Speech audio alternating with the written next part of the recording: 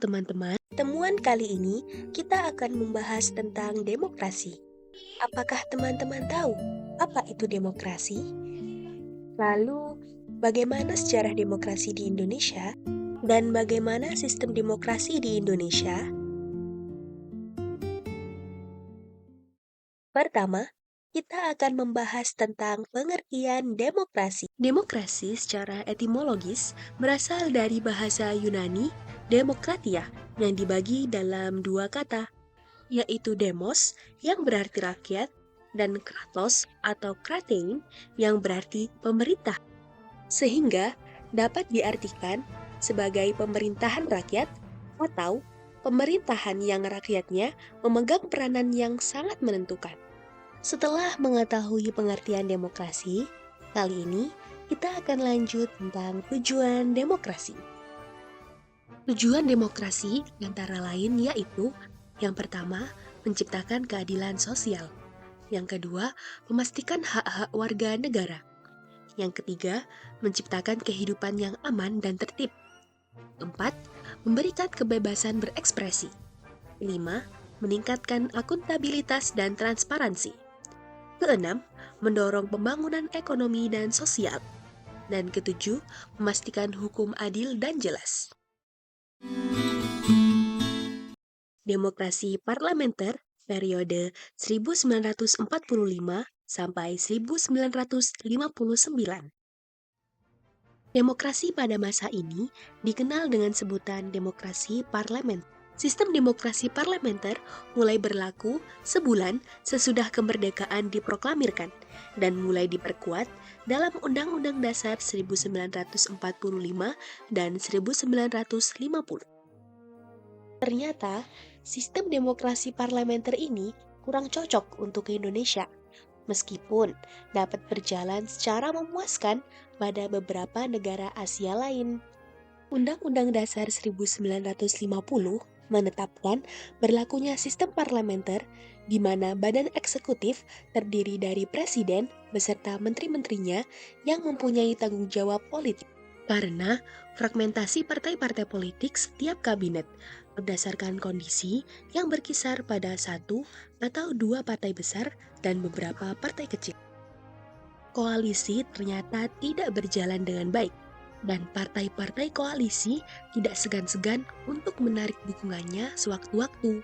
Umumnya, kabinet dalam masa pra-pemilihan umum yang diadakan dalam tahun 1955 tidak dapat bertahan lebih lama. Dan hal ini menghambat perkembangan ekonomi politik dan politik oleh karena pemerintahan tidak memperoleh kesempatan melaksanakan program. Namun, pada periode ini, kedudukan parlemen sangat kuat, dan pada gilirannya menguat pula kedudukan partai politik. Karena itu, segala hal yang terkait dengan kebijakan negara tidak lepas dari sikap kritis para anggota parlemen untuk mendebatnya.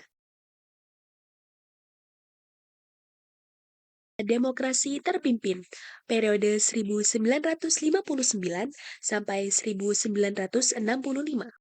Ciri sistem politik pada periode ini adalah dominasi peranan presiden, terbatasnya peranan partai politik, berkembangnya pengaruh komunis, dan meluasnya peranan ABRI sebagai unsur sosial politik. Dalam praktek pemerintahan, pada periode ini telah banyak melakukan distorsi terhadap praktek demokrasi. Dekret Presiden 5 Juli dapat dipandang sebagai suatu usaha untuk mencari jalan keluar dari kemacetan politik yang terjadi dalam sidang konstituante merupakan salah satu bentuk penyimpangan praktek demokrasi.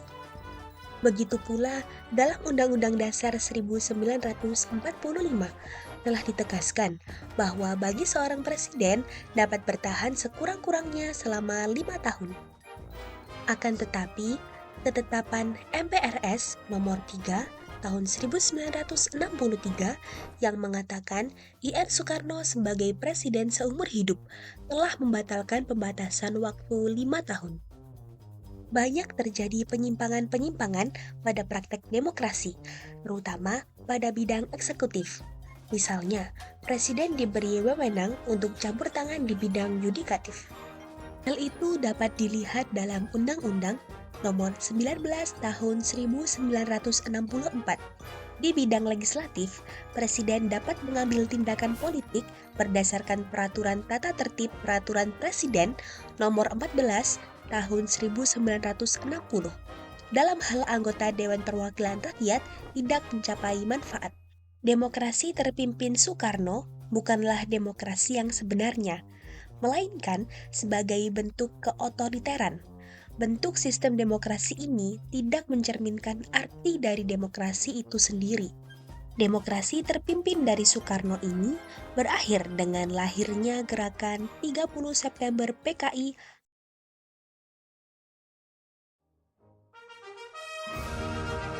Demokrasi Pancasila. Periode pemerintahan ini muncul setelah gagalnya G30 SPKI. Landasan formil periode ini adalah Pancasila, Undang-Undang Dasar 1945, serta ketetapan MPRS. Semangat yang mendasari lahirnya periode ini adalah ingin mengembalikan dan memurnikan pelaksanaan pemerintahan yang berdasarkan Pancasila dan UUD 1945 secara konsekuen dan murni, untuk meluruskan dari penyelewengan terhadap Undang-Undang Dasar yang terjadi pada masa demokrasi terpimpin. Kita telah mengadakan tindakan korektif. Ketetapan MPRS Nomor 3 Tahun 1963 yang menetapkan masa jabatan seumur hidup untuk Insinyur Soekarno telah dibatalkan, dan jabatan presiden kembali menjadi selektif selama 5 tahun. Pada periode ini, praktek demokrasi di Indonesia senantiasa mengacu pada nilai-nilai Pancasila dan Undang-Undang Dasar 1945. Pelaksanaan demokrasi di era reformasi ditandai dengan lengsernya presiden terdahulu, Soeharto, yang menjabat sebagai presiden selama sekitar 32 tahun. Demokrasi Indonesia periode reformasi meletakkan pondasi yang kuat bagi pelaksanaan demokrasi Indonesia pada masa selanjutnya. Terdapat beberapa indikator pelaksanaan demokrasi di Indonesia, yaitu yang pertama, diberikan kebebasan pers sebagai ruang publik untuk berpartisipasi dalam kebangsaan dan kenegaraan. Dan yang kedua, berlakunya sistem multipartai. Diberlakukan ini terlihat pada pemilihan umum pada tahun 1999. Masa ini merupakan kesempatan bagi rakyat untuk berserikat dan berkumpul sesuai ideologi dan aspirasi politiknya. Karakteristik dari periode reformasi ini merupakan demokrasi Pancasila. Nah, itu tadi penjelasan tentang demokrasi dari kelompok kami. Terima kasih telah menonton, dan jumpa lagi pada video berikutnya.